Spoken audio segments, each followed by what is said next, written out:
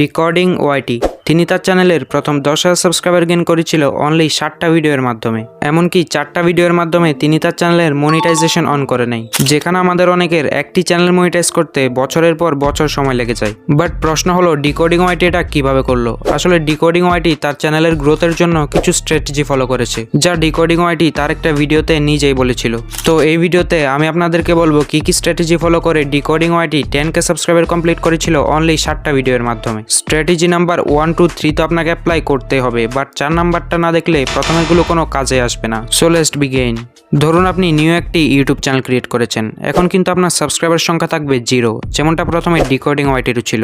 এখন কিন্তু আপনার how to get views, how to get subscriber, how to grow on your YouTube channel এইসব video বানালে কিন্তু কাজ হবে না, কারণ এখন আপনার চ্যানেলটি সম্পূর্ণ নতুন, আপনার চ্যানেলে ইনিশিয়াল অডিয়েন্স নেই। এখন এইসব ভিডিও আপলোড করলে তো ভিউজ হবেই না, আর যেটুকু হবে তারা নিশ্চয় বলবে আর আগে নিজের চ্যানেল তো গ্রো কর। অ্যান্ড ডিকোডিং ওয়াইটি সিচুয়েশনটাও সেই সময় অনেকটা এমন ছিল, তার অনেক কিছুই শেয়ার করার ইচ্ছে ছিল, বাট ইনিশিয়াল অডিয়েন্স না থাকায় সে কিছুই পারছিল না। তখনই ডিকোডিং ওয়াইটি অ্যাপ্লাই করে তার strategy number 1, trend jacking. Trend jacking is the act of capitalizing on an existing trend. Example, a topic/YouTuber in order to boost your own views on YouTube. Basically, এখন তো আপনার কোনো ইনিশিয়াল অডিয়েন্স নেই, তো এখন আপনার এমন কোনো টপিকের উপর ভিডিও বানাতে হবে যেটাতে মানুষ প্রথম থেকে ইন্টারেস্টেড, অ্যান্ড ওই মানুষগুলোকে আপনার অডিয়েন্স বানিয়ে ফেলুন। টপিক হতে পারে বিগ ইউটিউবার ইন ইউর নিচ, new product, trending news, etc. তো ডিকোডিং ওয়াইটির ভালোভাবে জানা ছিল যদি সে অন্য কোনো টপিকের উপর ভিডিও বানায় তাহলে তার গ্রো হতে অনেক সময় লেগে যাবে, তাই সে ডিসাইড করে সে অলগ্রোকে নিয়ে ভিডিও বানাবে,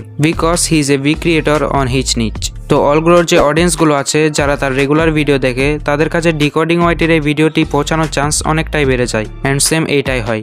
ভিডিওটা আপলোড করার 7 দিন পর ভিডিওর ভিউজ এক্সপোনেনশিয়ালি বাড়তে থাকে। অফকোর্স একটি ভিডিওতে অডিয়েন্স বিল্ড করা যায় না, তাই ডিকোডিং ওয়াইটি আরও 2টি ভিডিও বানিয়ে ফেলে মিস্টার মিকো অ্যান্ড মনোজ দেগি নিয়ে। এভাবেই ডিকোডিং ওয়াইটি ট্রেন্ড চেকিং স্ট্র্যাটেজিটি ফলো করে তার চ্যানেলটিকে একটি পর্যায়ে নিয়ে যায় অ্যান্ড ইনিশিয়াল অডিয়েন্স বাড়িয়ে ফেলে। এখন হয়তো আপনিও এটা ভাবছেন যে আমিও স্ট্র্যাটেজিটি ফলো করে আমার চ্যানেলটিকে তাড়াতাড়ি গ্রো করবো অ্যান্ড মান্থলি লাখ লাখ টাকা ইনকাম করবো। বাট ওয়েট, এখন পর্যন্ত এই স্ট্র্যাটেজিটা অনেক ইউটিউবারই ফলো করেছে, বাট সবার ভিডিও কি গ্রো করেছে? Of course not. But why?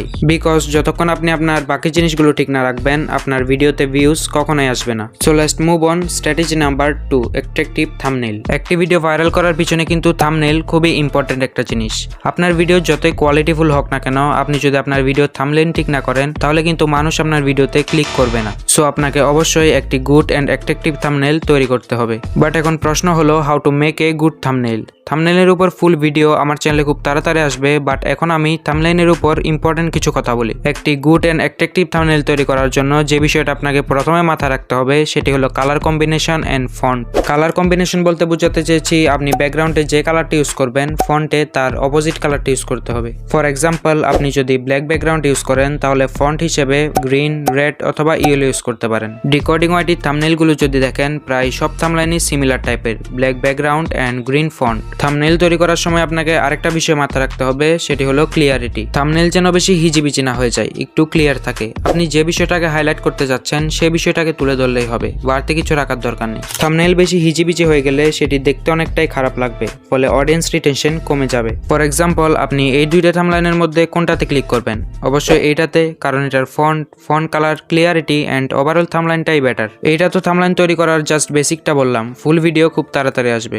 ওকে, তো ভিডিওতে ক্লিক তো করিয়ে ফেললেন, বাট এখন অডিয়েন্স রিটেনশন ধরে রাখবেন কিভাবে? So let's move on. Strategy number 3, video editing and voice over. একটি গুড কোয়ালিটির ভিডিও বানাতে হলে আপনার ভিডিওতে অবশ্যই better editing and good sound quality থাকতে হবে, যাতে করে অডিয়েন্স রিটেনশন বাড়বে অ্যান্ড অডিয়েন্স ভিডিওটা লাস্ট পর্যন্ত দেখবে।